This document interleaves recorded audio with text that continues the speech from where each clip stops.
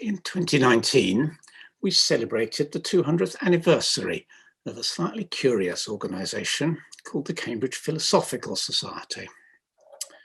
Now, let me begin by explaining the name. These days, the word philosophy means something rather specific, but that was not the case back then. Really, any kind of intellectual endeavour was described as philosophy. And the important thing from the point of view of the story I'll be telling is that what we now call science was then known as natural philosophy. So this story is essentially about the first scientific society in Cambridge and the development of 200 years of Cambridge science, bringing us to where we are now. And in 2019, we had an exhibition in the university library. Here's the library foyer with a display to tempt people in, and here's the main exhibition space down in the bowels of the building. So, what was Cambridge like in 1819? Well, this view would not have been all that different. The older colleges were already there. Here we see Clare College in the background, King's in the foreground. But other aspects of Cambridge were very different back then. There were no departments. There were no science degrees. There are very few choices of degree. There were no women. What were the colleges there for? Well, essentially, their only job in those days was to educate clergymen. That was their mission. They weren't interested in research. Cambridge was a backwater of science, but things had started to change, not only in Cambridge, but around the country. First of all, we should say that it's only Cambridge that was a backwater. Scientific research was going on in France and Germany and even in Scotland. But since in the 100 years or so since Newton had been in Cambridge, they had stopped doing active science.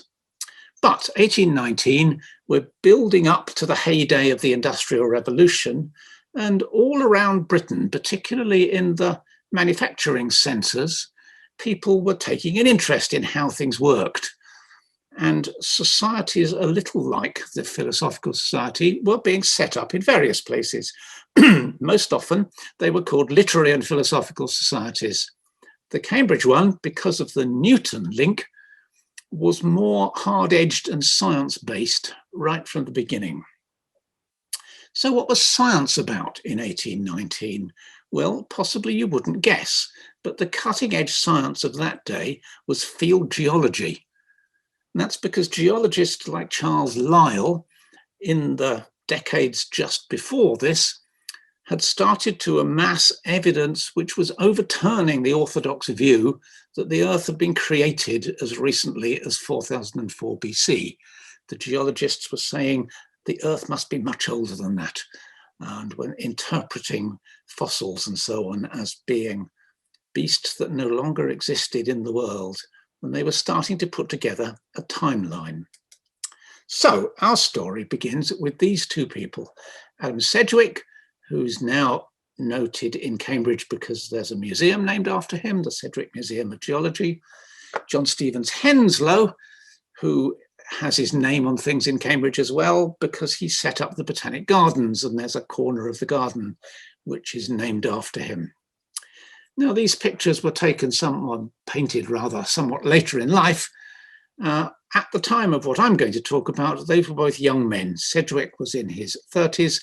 Henslow was still in his 20s, not long graduated, and they wanted to get involved in this exciting field geology that was overturning the view of the world. Here are some exhibits from the exhibition. This is Sedgwick's original collecting bag and geological hammer, and these are some of the specimens they collected on an expedition that they took in 1819 when they went to the Isle of Wight. They took with them this exact geological map, which the Zoology Museum still holds. And actually you can see from this map why the Isle of Wight is a good place to go.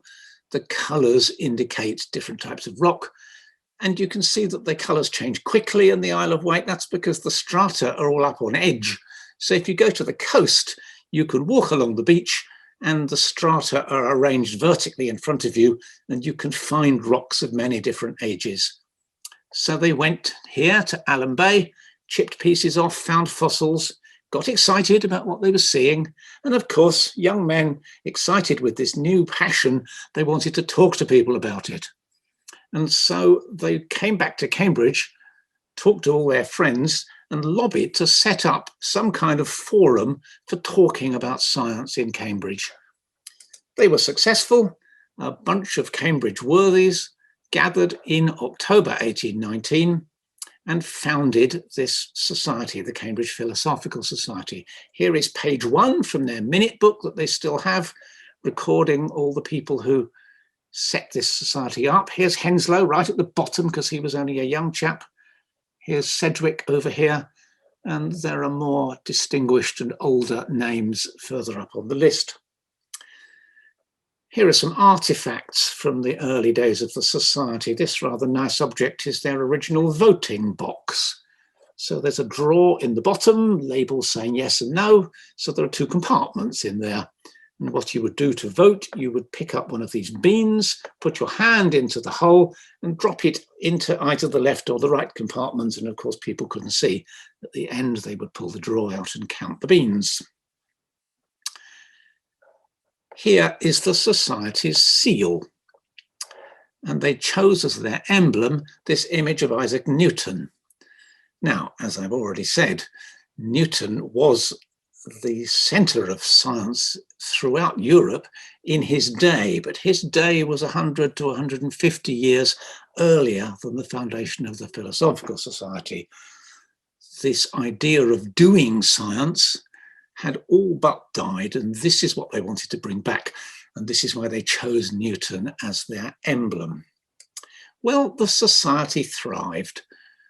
There was nothing like it in Cambridge, and this forum for talking about science was very popular.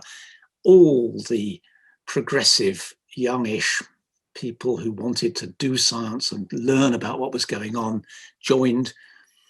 They started a series of regular public lectures, which continue to this day. And here's a picture of one of them. So this is from 1845. Now, the Cambridge Illustrated News was the television of its day.